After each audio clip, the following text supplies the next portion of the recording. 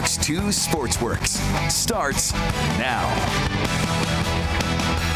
Good evening, one and all, and welcome to Sportsworks Sunday night. Tonight on the show, we'll show you how Michigan got the better of Michigan State and then review how the Red Wings got back into the win column against St. Louis. Plus, spirited chat with Caputo and Mike Stone at the round table. But we start downtown with the Detroit Pistons. Sunday was Detroit's home opener, and after starting the schedule on the road with a loss against the Bulls and a win over the Rockets, the goal for Detroit was to continue to play that tough brand of basketball that allows the Pistons to play to their strengths. And those strengths were on display against the Celtics. To the Little Caesars Arena we go, where you needed to get to your seat fast because of all the pregame festivities, but Detroit got mashed early. Look at how Derek White finds Peyton Pritchard for the deep three. Pritchard had 10 in the first, Celtics led by 9, and that wasn't good. But there were flashes of Motor City brilliance. Tobias Harris finding his own shot and converting for 3. He had 14 in the quarter. Detroit on an 11-0 run. Then with time winding down, look at Cade Cunningham dish to Asar Thompson for the jam. Thompson with a 21-point double-double. Detroit by 2 at the half and still in control in the third. The steal by Asar Thompson. He pushes to Dennis Jenkins in the corner, who tips it back to Harris, and Harris wraps the pass around the defender to Ron Holland for the jam and the foul. That's pretty. To the fourth. Detroit up 4. Under a minute to go. Cade Cunningham misses the deuce, but Tobias Harris puts it back for 2. Pistons win 119-113. Detroit is now 2-1 on the season. It's a respect thing.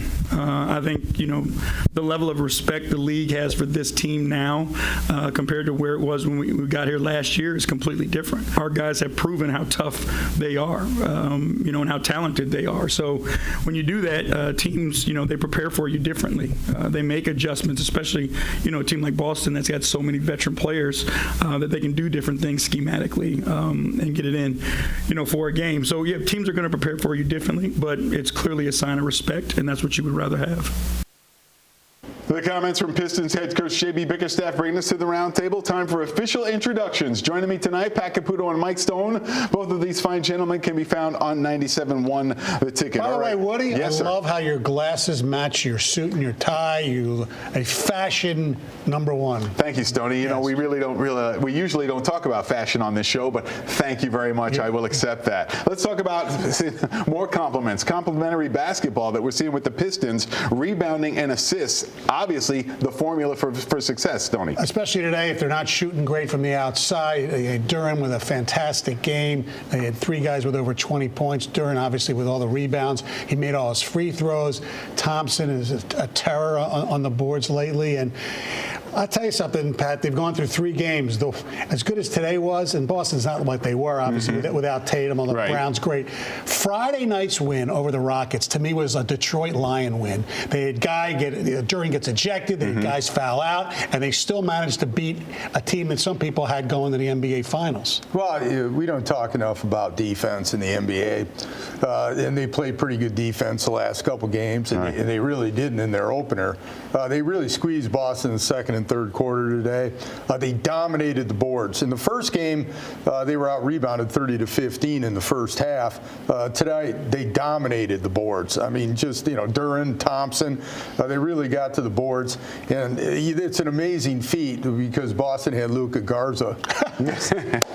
Please welcome Luka Garza. Luka Garza was on the Celtics, so I don't know what you take out of that message, but they didn't really have some problems with Luka. Stoney, you mentioned it before, the bench play here. We're starting to see some depth going on here as well.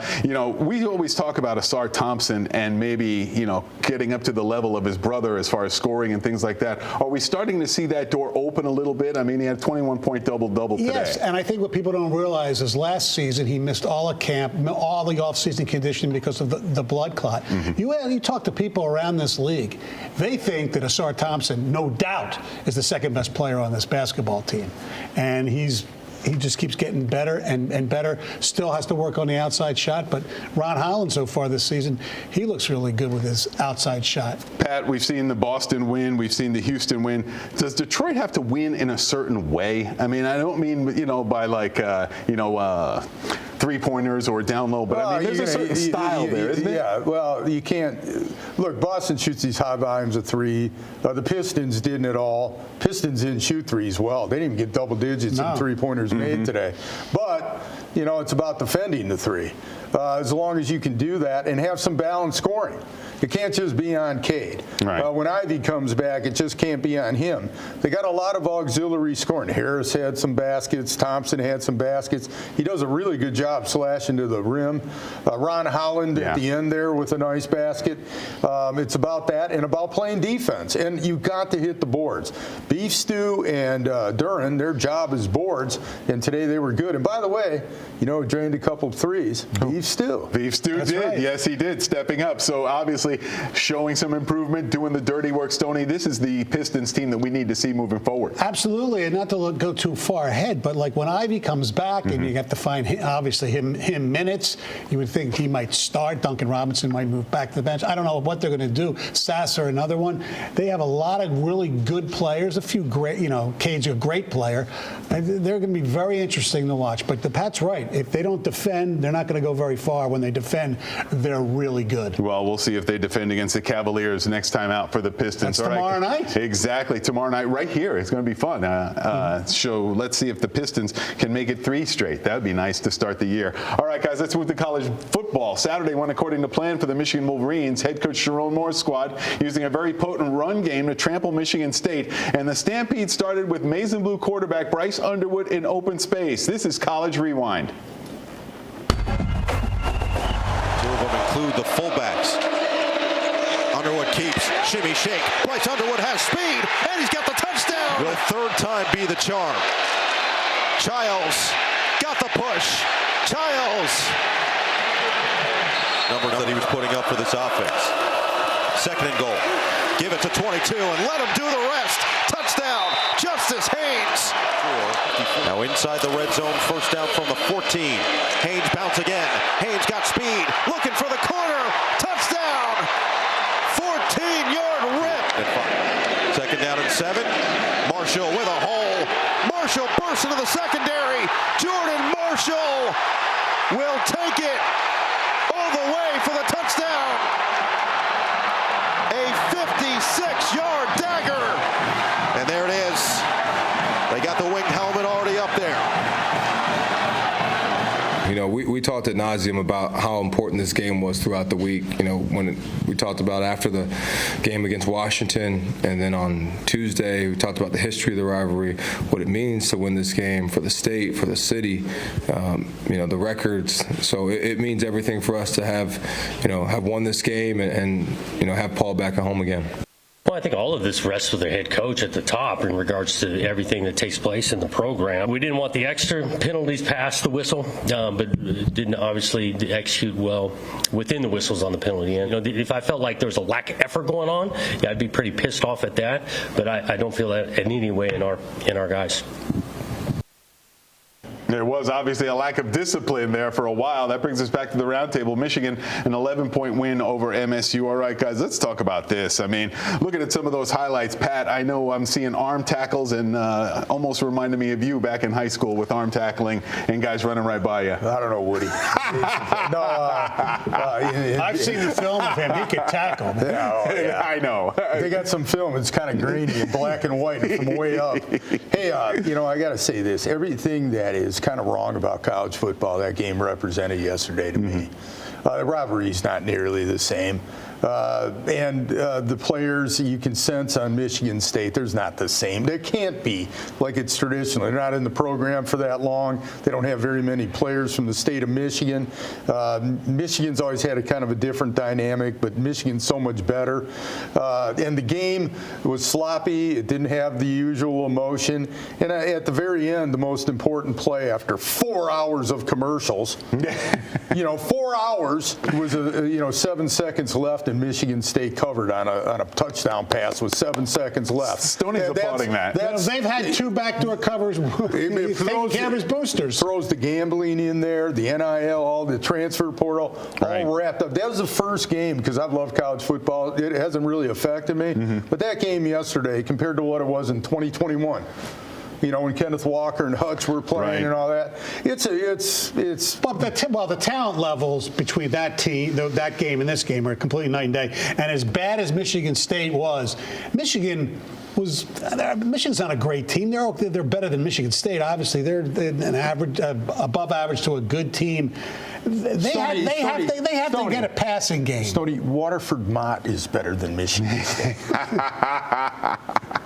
It's a good thing Michigan State's not playing in the playoffs against Waterford Mott. They would lose. Waterford Mont, my goodness, my goodness. I know Harper Woods would double-digit them. and I know Michigan State fans are talking about the offside penalty. It changed the game. Yeah, but you know what? It was so close. The flag went up right away. You could call it either way. It was a momentum killer for them, but still, they only made maybe 2 plays on offense. The Frazier runs. And here's the other thing, Pat. That team, I always thought Aiden Childs was pretty good. He made some of the dumbest mistakes, and the coaching decisions, the 2-point conversion. I totally agree, Stoney. What are they doing? Let's start there with the coaching decisions. Why do you go for 2 down 11 and try to get it to 9? I mean, that made no sense there. I never heard of that. And then the time where they went for it on the 4th down, where they have a decent kicker. They could have made a field goal. It would have made it, I believe, a 1-possession game, right? Yeah, it would have been. But you know what? With the bad, there was also some good, because on the one drive, Childs went 7 for 7 with the long bomb to Marsh, and I'm like, where has this guy been? Well, that's the problem with Aiden Childs. Right. Shows you just enough, and then he doesn't. And the program's lost. Mm-hmm. Okay, Michigan State is actually, you can make an argument, they're the worst program in the Big Ten. It's them or Purdue. Northwestern's better. UCLA, they fired their coach. They're better. They came in and crushed them. I mean, and I don't care if Northwestern plays in front of 12,000 people on the intramural soccer field. They're better. That's where Michigan State's gone. And would you advocate them firing Jonathan Smith this week, or wait till the end of the season? It has to be. They should fire him this week. And I'm not the fire the coach guy. I know you're I'm not. the opposite of that. But it's it's kind of obvious. They need to start a search. Right. And like I said, I've said this before. I said it on the fine show, the Sports Office on Fox Local streaming. Very Woody nice. does not have matching suit, and I know. I was on it on Friday. Woody in his hoodie. It's a lot more casual there. Yeah, it's much more. Woody in his hoodie. He was wearing his Miami I said camo Robert jersey. Saleh should be the guy. Yeah. Robert Saleh would be perfect. Now, I don't know whether he's interested or whatever, but he needs a bridge job to get himself a head job in the NFL, and he would bring in some. And Jonathan Smith's got no connection to the AD. He's got no connection to the president. He's got no connection to anybody. Mm-hmm. And, it's unfair, but, that's the reality of what it is. And they play like he's got no connection to his players, which is probably the most important thing. Well, it's obvious right now that Michigan State has checked out. I mean, going into Minnesota next week, I mean, it really doesn't matter. For Michigan, though, they have a little momentum going into Purdue next week, a game they can win, right? They better win it. They're at home. They play Northwestern at Wrigley, then they play at Maryland, and then Ohio State. If they can win those 3 games, which they'll be favored to do so, who knows what happens against Ohio State. Personally, I think Ohio State's going to beat them badly, but I thought that last year, so who the hell knows? Underwood, everybody, he's gotten better, but that passing game is so rudimentary. He needs more development. It's so rudimentary. It's not just him. Their wide receivers are terrible. That is true, but too. You know what? Justin Haynes is a man. Yes, he is. Yes, he is. And you know what? Jordan Marshall wasn't bad either. Look, I got to squeeze in a break right here. Got to pause right now. We'll talk hockey on the other side of this break. Lions with a week off, but there were plenty of other teams in action. Let's zip through Week 8 in the NFL. And we start in the Sunshine State. Miami hosting the Atlanta Falcons. Atlanta with no Michael Penix in this game at QB, and they suffered for it. Third quarter, Dolphins up 17-3. Tua Tagovailoa fires it at Jalen Waddle, and he breaks free for the 43-yard touchdown. Tua with 4 passing TDs as Miami wins for just the second time this season over Atlanta. Giants at Eagles, fourth quarter. Jalen Hurts slinging it. He airs this one deep to Jahan Dotson, and Dotson comes down with it for the 40-yard touchdown. Hurts also with 4 passing TDs on the day as the Eagles win it 38-20. Good day to be a former Alabama quarterback. Bears and Ravens spending Sunday at the bank. No Lamar Jackson, but Ravens backup QB Tyler Huntley helped the Lions out by handing Chicago a loss. Pick it up in the fourth. Baltimore up 16-13 when Huntley found a wide open Charlie Kohler for the 10-yard touchdown. Chicago falls to 4-3 as Baltimore wins it 30-16. Dallas and Denver taking on the Broncos. Bo Nix keeps showing out. 247 yards passing and 4 scores. That one on the money to Troy Franklin. Franklin had 2 touchdowns in the game as Denver wins big 44-24. The Broncos are now 6-2 and remain undefeated at home. There was another game on the schedule, and we saved it as our NFL play of the day. The New York Jets on the road in the Queen City of Cincinnati, looking for the first win of the season, and New York got creative in that search. That just adds to the intrigue here. Down the stretch, Hall. Boy, thought about it, now tosses to the end zone. And he's got Taylor for the Jets touchdown. Jets running back Breece Hall with the scoring strike to Mason Taylor, giving the Jets the edge they needed for the win. 39-38 the final. Congratulations to former Lions D coordinator and Jets head coach Aaron Glenn on his first win as a head coach. And that brings the action to a close. I'm Woody Woodruff. Thanks for tuning in. Join us again on Fox 2 News Morning at 4 a.m. with weather and traffic on the 2s. Critically Speaking is next right here on Fox 2.